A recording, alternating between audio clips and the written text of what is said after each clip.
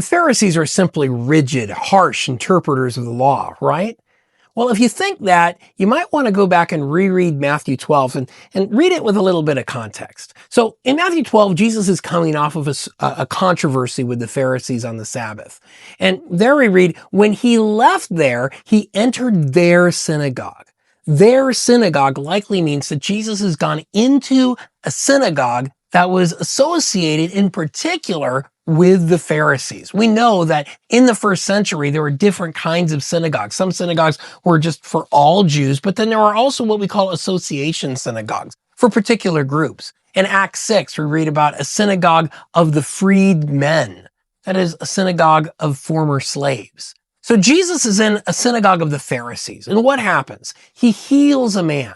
And some in the synagogue, Pharisees, oppose Jesus for working this miracle because he's done it on the Sabbath, which is a day of rest.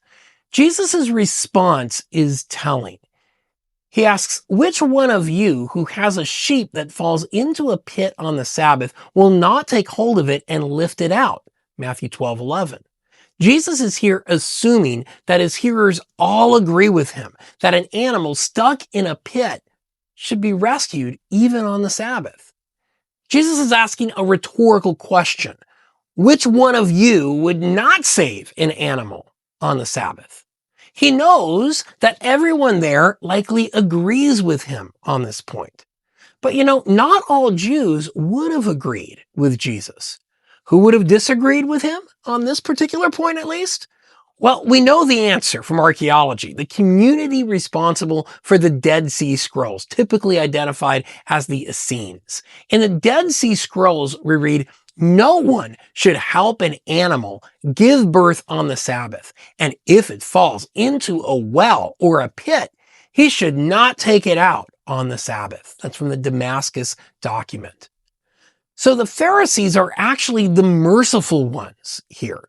It's the Essenes who are the strict enforcers of the law. You can't save your animal if he falls in the pit on the Sabbath. In fact, in the scrolls, scholars generally agree that the Pharisees are referred to as seekers of smooth things.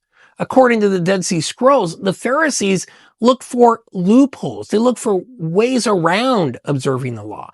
In fact, rabbinic tradition would stress that the Pharisees sought to apply the law in merciful ways. And the episode in Matthew 12 is coherent with this. Jesus knows that the Pharisees have a reputation for showing mercy. That's why he's especially disappointed in them for opposing his miracle. When Jesus criticizes the Pharisee later in Matthew 23, it's not for their teaching. For example, he says, you tithe mint and dill and cumin, but have neglected the weightier matters of the law, justice, mercy, and faith. It was necessary to do the former, but without omitting the latter. Yes, you have to do the latter, justice, mercy, and faith, but you still also have to do the former. Jesus isn't saying they shouldn't be teaching what they teach about tithing. In fact, Jesus explicitly says, and this has got to be one of the most ignored sayings of Jesus in all the Gospels. He says, the scribes and the Pharisees sit on Moses' seat. Therefore, do and observe whatever they tell you. Matthew 23, verses 2-3. Jesus, surprisingly perhaps for some, endorses the Pharisees' teaching.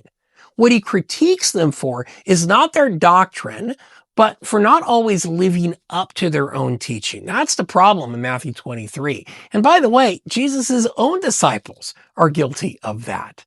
Jesus' critique of the Pharisees comes precisely because he expects so much from them.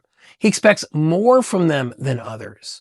And so to make Pharisaical the go-to term for something like spiritual rigidity is ignorant. And to single out the Pharisees as somehow uniquely sinful fails to account for the fact that Jesus' own disciples have much to repent of. And as Christians, I'd say, let's start there. Let's focus on our own sin and repent of that.